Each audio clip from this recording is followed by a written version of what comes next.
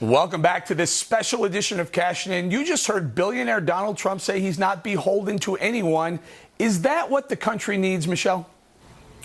I do. I think so. Look, I know Democrats keep saying that all Hispanics hate Donald Trump, but I'm Latina and I actually like Donald Trump, and that's the reason why. I like the fact that he is someone who's running for president that isn't a career politician who's trying to climb the political ladder. He's not trying to get money from big donors. He's not going and kissing up to all these rich people asking them for money. I like that.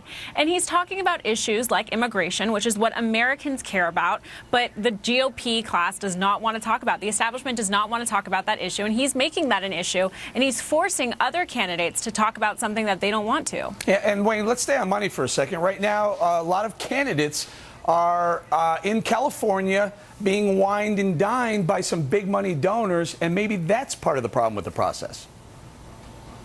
Well, the process has always had that, and it's always going to have that, because money is going to talk. Money is what they have to spend for ads. They have to spend that for when they go on the road. They have to do all of that. And he's fortunate that he doesn't have to, in the sense that he's got his own money and he can talk the way he wants to. But he talks about, as I said, I don't think he talks really about issues so much as it's a question. He's a child of television. It's a style over substance issue, and he's terrific at it. There's no doubt about it. And he doesn't need anybody else's money, so he doesn't have to go and pander to that group.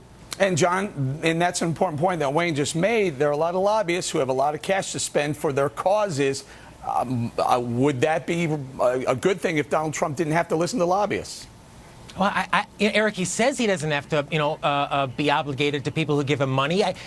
I just wish I believed it. I mean, he's been so philosophically and practically inconsistent on so many issues. And I think if he was against really, a patronage in politics, he would come out in favor of a free market. Truly, I mean, Donald Trump has talked about trade tariffs. He's been on both sides of many, many issues. So I'd like to believe that he wouldn't be beholden to special interests, but his inconsistencies make me wonder. Okay, Michelle, what about it, though? He seems to be tapping into a nerve of the American public, if not the American public, certainly the GOP voting public.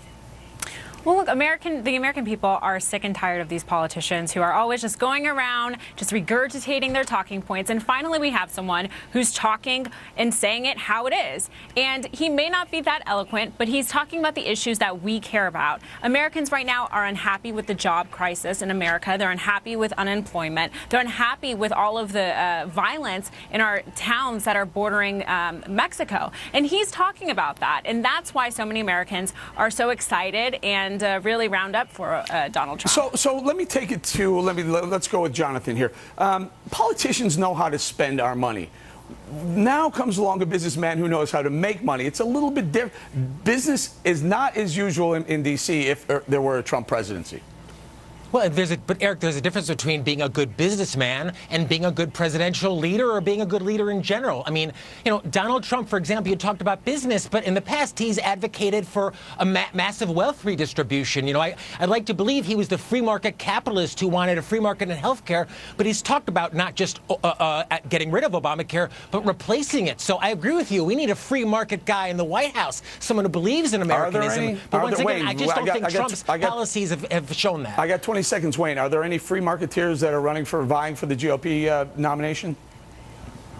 I think almost all of them are. With him, he may be the exception, but Jonathan's right. He's been on all sides of all subjects so many times. Very good. We're going to have to leave it right there. Great panel, everybody. By the way, congratulations, Michelle. Top 50. The Hill had her top 50 hottest people in D.C. Congratulations. Thank you. All right, you. head over to foxnews.com/cashin to see this week's stock picks. And